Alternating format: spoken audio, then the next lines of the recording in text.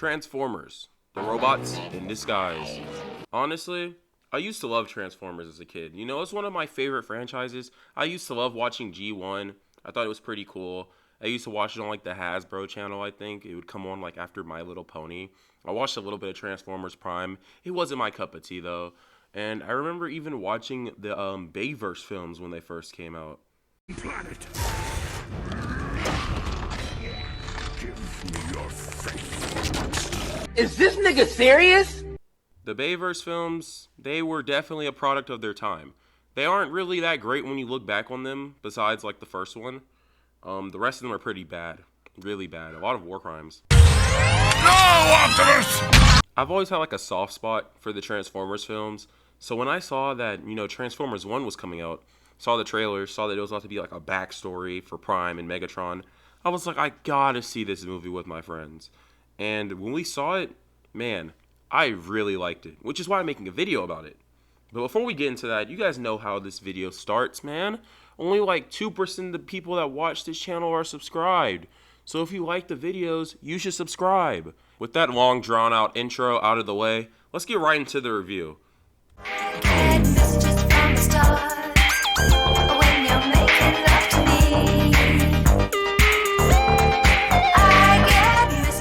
It's really hard to get Transformers 1 footage right now, so I will be using footage from like other movies in the franchise and the G1 TV show, so I hope you guys don't mind. I really love the plot of Transformers 1. In my opinion, it's probably one of the best stories in the entire series. What makes this movie stand out is that for most of the movie, Megatron and Optimus are friends, because it takes place before they even become enemies. So for a large portion of the movie, they're actually just kind of chill with each other, close friends, working as miners, and it's like fascinating to see them like in this early stage of their story, before things have really gone too bad, before Megatron's gone off the deep end and become evil, and before Optimus is like this great leader who's leading Cybertron and the rebels to kill Megatron. For the first 30 minutes of the movie, they really can't even transform. So this detail adds like a bunch of depth to their character, showing them that they can still be really interesting without even being able to transform for most of the movie. Now, this is where we start getting into like heavy spoiler territory. So if you haven't seen the movie yet, you might want to click off. I'll give you guys a few seconds to go ahead and click off the video because I don't want to unintentionally spoil anybody. You should definitely go check this movie out because it's really good. I'm hoping that if you don't want to get spoiled, you clicked off the video when you had the chance. One of the biggest highlights of this movie is Megatron's entire character arc. Watching him slowly descend into this darkness and becoming more aggressive and evil after gaining his ability to transform was really cool and amazing. It's easily one of my favorite story arcs I've seen in the entire Transformers series. His transformation is like so gradual, but like it's just so interesting to watch him slowly delve into like this darker evil side. And it's like crazy showing how when given power or when being wronged and then given power, how people can just like switch up immediately, start pushing their friends away and slowly thinking about violence and control and becoming more powerful. On the other hand, Optimus isn't even like a crazy hero in this movie. He's really just trying to save his friend from becoming this sick, evil, twisted monster. I mean, yes, Optimus does like help free Cybertron from Sentinel Prime. Optimus only got thrust into the leader role simply because Megatron and Bumblebee had got captured by Sentinel. So let's be honest here, Optimus wasn't a crazy hero in this movie. However, he does get the Matrix of Leadership when he almost gets killed by Megatron. So it's really cool to like see him get thrust into this leadership role and have to like take over and be a hero and just save his friend. However, he's not able to save Megatron because he's too far gone at the end of the movie. After killing Sentinel, he kind of starts going on a tiny bit of like a power trip and then wants to take over Cybertron and force it into a society ruled by the strongest, or with one ruler per se, which would be him. Since he's the strongest, he would have been the leader.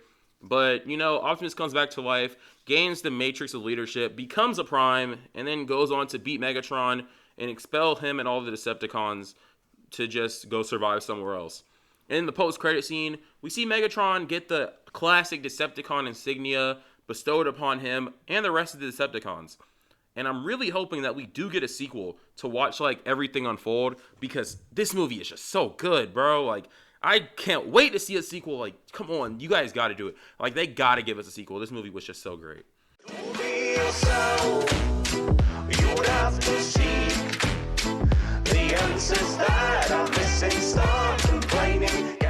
Shia LaBeouf, move out of the way. We have Chris Hemsworth in these movies now. This cast is probably one of my favorite castings I think I've ever seen for a movie in the longest time. Literally just talking about the main cast. You have Chris Hemsworth, Brian Tyree Henry, Scarlett Johansson, and Keegan-Michael Key as the big four.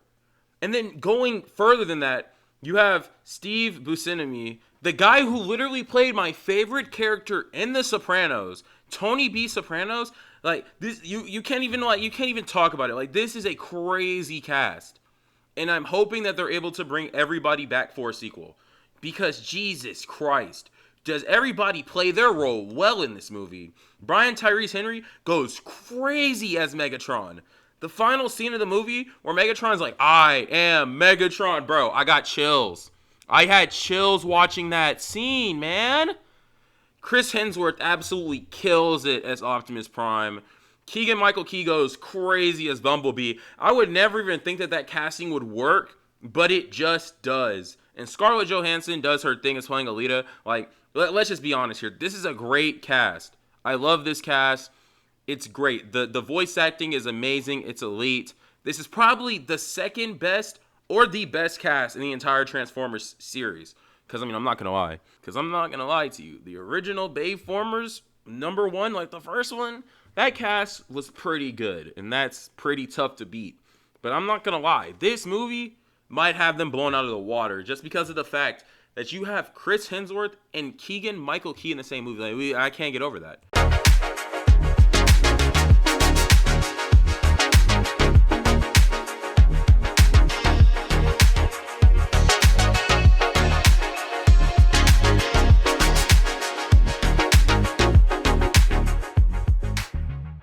But yeah, this movie is definitely one of my favorites that has come out this year, especially because of the fact that it just reminded me so much of Into the Spider-Verse, and I don't know why. It gave me that same type of feel that movie did when I first saw it.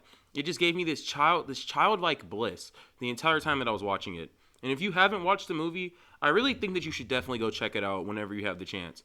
I really just love this movie. I like the cast. I love the way the Transformers look in this movie, being more inspired by their G1 designs and not looking like just hunks of metal.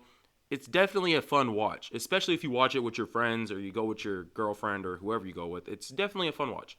I hope you guys enjoy this video. I know it's a little bit shorter than what I normally produce, but I am working on a big Halloween special, and I have another video backlogged for, purposes. So yeah, I hope you guys enjoy. I'll see you guys in the next one. Don't forget to like and subscribe. Peace out.